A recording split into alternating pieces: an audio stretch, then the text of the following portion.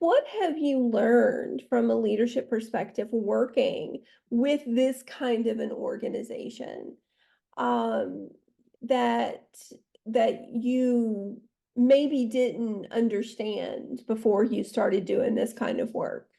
Yeah, so just a really brief background in my career. I'm almost 30 years into my career. Two-thirds of that was spent in for-profit, and the last 10 years has been spent in nonprofit.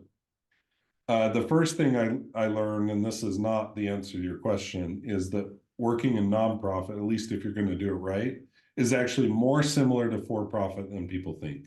Mm, If you're going to do it right. right. There are a lot of poorly run nonprofits because they do not use the disciplines that are used or demanded by for-profit entities.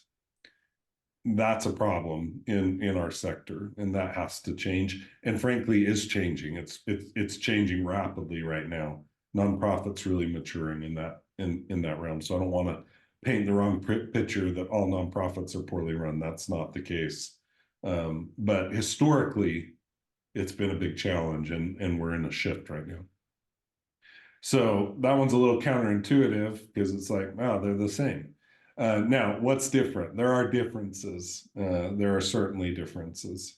There's a few from a leadership that I'll call out. One of the, I'd say, most difficult or hardest parts of my leadership journey in coming to nonprofit is the employees that work in nonprofit engage very differently with the organization and have different motivations than the employees I worked with or staff or team members in a for-profit.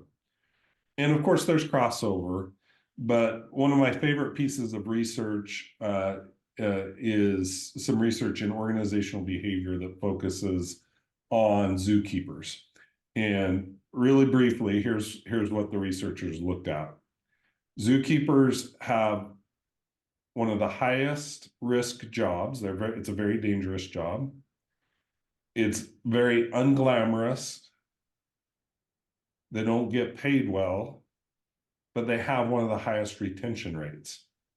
So the organizational behavior research into zookeepers is like, why do they stick with this job when it's dangerous, their pay stinks, and the job is pretty gross in many ways? Why do they stick with it? And it's because they're motivated differently.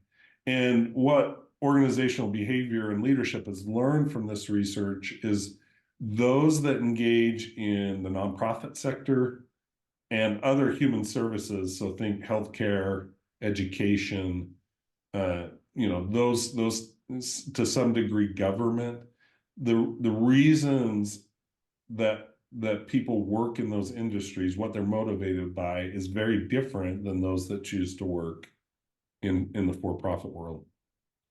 So I've had to really change my leadership to adjust to that workforce. And we can get into details or as much details as you want, but at the highest level, that's been one of the biggest differences I've seen in the leadership from a leadership perspective, moving from for-profit to nonprofit.